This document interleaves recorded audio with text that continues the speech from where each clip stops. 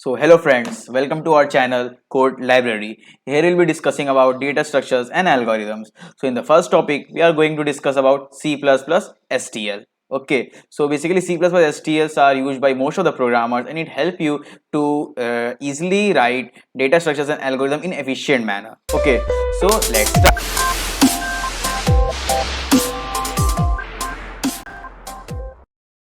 First STL which we are going to discuss is vectors. Okay, so vectors is very easy and it's used by most of the programmers. Okay, so let's see the first of all, let's know about what is vectors. Vectors are basically a dynamic array where the size can be resized if we insert or delete an element from the vector. Okay, so there are various vector functions. So we are going to discuss some common functions which are mostly used by most of the coders.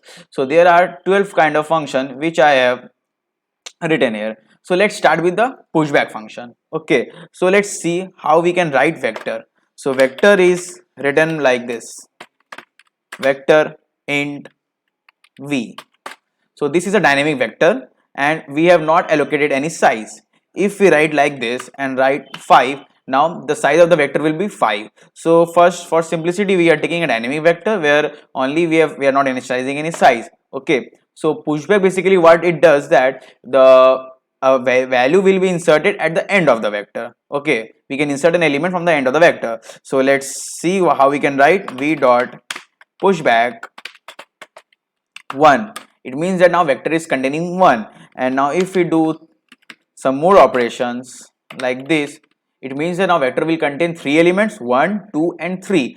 So if we want to check how many elements are there, we can use the size function. Okay, so let's see here, what is this size function. What the size function will do, it will return the size of the vector. So it can be written like this: v dot size, and let's check what is with the output.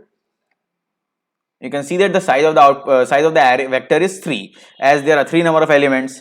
Okay, so we have seen the pushback function and size. Let's see what is the popback function. Okay, so what popback function basically does, that it will remove an element from the end of the vector. So now we can see that the number of elements are 3 and elements are 1, 2 and 3. If we want to remove 3, means popback function we are going to apply the v dot popback. Now the size of vector will become 2 because we are writing popback function, so 3 will be removed. If we print the vector, so now you can see that what are the elements we are getting. Now we run the program and we can see that let me write the indel for new line.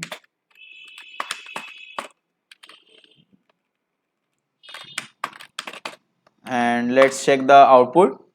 So you can see that the output of the vector is 1 and 2, size is 2 and vector elements are 1 and 2. Because we have written v dot push pop back, it means that the element will be removed from the end of the vector.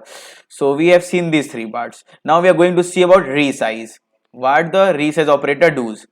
Let's see, here are the 3 elements, we are removing the pop back, and now the size of the element is 1, 2, 3 and elements are 1, 2 and 3. If we will write v dot resize and let's write 5, now the size of the vector will be 5 and the remaining elements will be initialized with 0. Let's run the program and check what will be the output. You can see that the size of the vector has become 5 and the elements printed are 1, 2, 3 because we have pushed back 1, 2, 3, means 3 elements are there, and as we have resized the vector by 5, so the remaining 2 elements are initialized with 0. Okay, it's a default values. If you are not initializing any value, it is by default it's getting 0 value. So we can see that we have seen resize. Now let's see what is begin and what is end.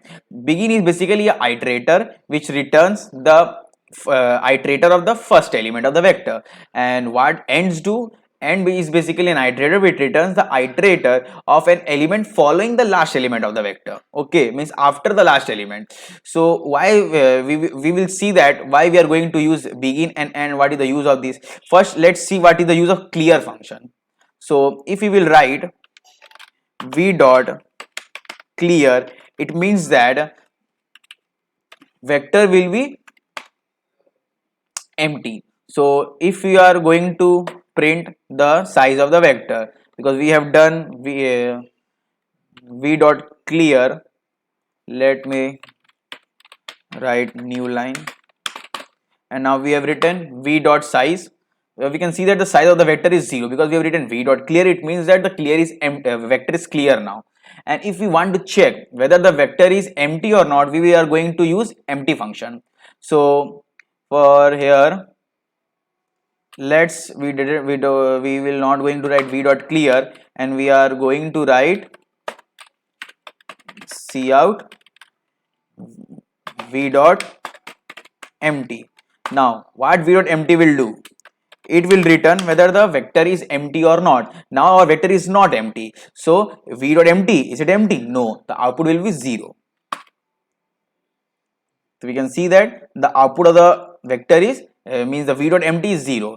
Now if we write this v dot clear function, okay, we are removing this. Now we have writing v dot clear. It means the vector is cleared. So if we will check cout v dot empty, it will check whether the vector is clear or not. Now we can see empty or not. The vector is empty, so it will return 1. Now you will run the program. We can see that the output will be 1.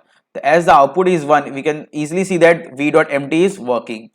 Now let's see what is erase and what is insert. Erase and insert will help us to insert an element in the anywhere in the vector, and erase will also help us to delete an element from anywhere in the vector.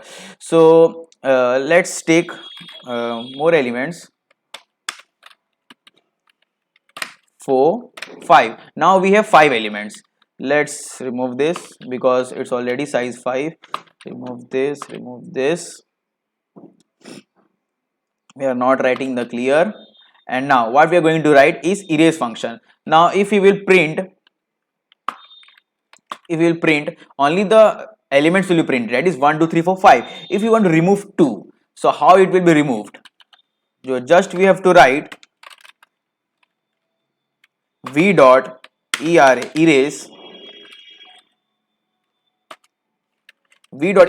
and here we have to write the iterator, means the iterator of the value which we are going to remove. So if we want to remove the second element, then we will write v dot begin. Now v dot begin is pointing to what I told you, that v dot begin is pointing to the first element of the vector, but we want to remove the second element of the vector. So how we will going to remove it? V dot begin plus 1. So now this iterator is pointing to the second element of the vector. So we have written v dot begin bracket. Now the iterator v dot begin plus 1. It means that 2 will be removed. Now if we will print this again, now you can see that the output will be 1 3 4 5. Okay, have you understood? I think you have understood. The erase means it will remove an element from a vector, and now the size will be reduced. If you are removing an element, the size also will be automatically reduced. Now if you are going to write v dot insert, instead of going to insert an element, and I will be inserting element in the second position, that is I will taking v dot begin plus 1, and first parameter will be the iterator where you are going to insert an element, and the second argument will be the element which you are going to insert. Let's insert 8. So now we have inserting 8,